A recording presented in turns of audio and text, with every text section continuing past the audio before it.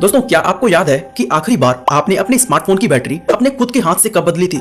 आप सोच रहे होंगे कि ये मैं किस जमाने की बात कर रहा हूँ, क्योंकि पिछले 8 से 10 सालों से तो सभी स्मार्टफोन्स नॉन रिमूवेबल बैटरी के साथ आते हैं। लेकिन आप में से कई सारे लोगों को याद होगा कि स्मार्टफोन्स हमेशा से ऐसे नहीं थे। पहले के फोन्स में हम बैटरी को खुद से बदल सकते थे और मैक्सिमम लोग अपने साथ मल्टीपल बैटरीज कैरी किया करते थे। जैसे ही प्राइमरी बैटरी डिस्चार्ज हुआ तो दूसरा लगा लिया। लेकिन आज स्मार्टफोन्स के डिजाइन में इतना चेंज हो चुका है कि फोन के अंदर रिमूवेबल बैटरी देना पॉसिबल है ही नहीं। एंड यही वजह है कि आज maximum smartphones replaceable battery feature के साथ नहीं आते हैं। लेकिन आपको ये जानकर खुशी होगी कि आने वाले कुछ ही सालों में आप अपने एंड्रॉइड फोन, इवन आईफोन में भी बैटरी को रिप्लेस कर सकेंगे। जी हाँ, वही आईफोन जिसका फर्स्ट स्मार्टफोन भी नॉन रिमूवेबल बैटरी के साथ लॉन्च हुआ था। अब आप सोच रहे होंगे कि ये पॉसिबल कैसे है, तो आपको बता दें, यूरोपियन पार्लियामेंट के नए लॉ के कारण रिमूवेबल बैटरीज एक बार फिर से ट्रेंड में आने वाली है। और ये बदलाव सिर्फ स्मार्टफोन के साथ ही नहीं होने वाला, बल्कि टैबलेट, लैपटॉप और ईवीज भी ऐसे ही रिमूवेबल बैटरीज के साथ आएंगी, जिन्हें आप खुद ही आसानी से रिप्लेस कर सकते हैं। तो क्या है ईयू का ये नया लॉ? इससे स्मार्टफोन इंडस्ट्री में कैसे कैसे बदलाव आने वाले हैं और कैसे इस लॉ का इम्पैक्ट पूरी दुनिया पर पड़ने वाला है, आइए डिटेल में जानने की कोशिश करते हैं।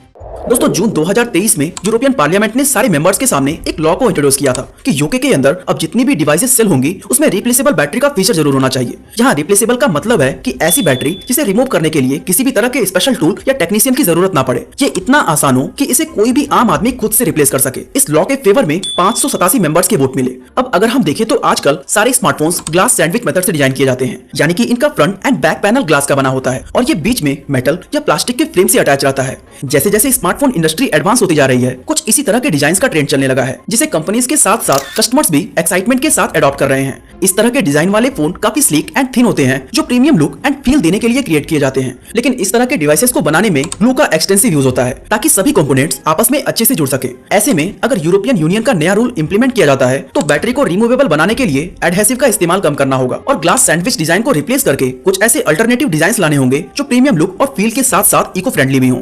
ऐसे में ये rule Apple, Google and Samsung के साथ साथ बहुत सारे स्मार्टफोन कंपनीज के कंस्ट्रक्शन मेथड में बहुत ही मेजर बदलाव ला सकता है। इसके अलावा ये रूल न सिर्फ ट्रेडिशनल स्मार्टफोन्स को ही अफेक्ट करेगा, बल्कि इससे आजकल खूब सुर्खियां बटोर रहे फोल्डेबल फोन्स, जिन्हें फ्लेक्सिबल स्क्रीन और कॉम्प्लेक्स मैकेनिज्म के साथ डिजाइन किया गया है, उन्हें भी कई तरह के बड़े चैलेंजेस का सामना करना पड़ेगा। पर सवाल ये उठता है कि इस सबसे हमें क्या फायदा होगा, क्योंकि ये रूल तो सिर्फ उन कंट्रीज के लिए है जो यूरोपियन यूनियन के मेंबर्स हैं। अगर आप भी ऐसा ही कुछ सोच रहे हैं तो ऐसा बिल्कुल भी नहीं है, क्योंकि स्मार्टफोन्स या इलेक्ट्रॉनिक डिवाइसेस से रिलेटेड पहले भी कई सारे ऐसे रूल्स बन चुके हैं जो किसी स्पेसिफिक जगह के लिए बने थे, लेकिन बाद में उसे पूरी दुनिया को अडॉप्ट करना पड़ा। एंड ऑब्वियसली इंडिया भी उसमें शामिल है। फॉर एग्जांपल 2020 में यूरोपियन यूनियन ने एक रूल पास किया था कि सभी इलेक्ट्रॉनिक डिवाइसेस के अंदर टाइप सी पोर्ट का होना जरूरी है। इन प्रोडक्ट्स में मोबाइल फोन, टैबलेट्स, कैमरास और बाकी के अदर इलेक्ट्रॉनिक डिवाइसेस इंक्लूडेड थे। और आज आप देख ही सकते हैं कि maximum Android phones type C पर शिफ्ट हो चुके हैं। यहाँ तक कि एप्पल ने भी अपनी मैकबुक और आईपैड में यूएसबी टाइप सी देना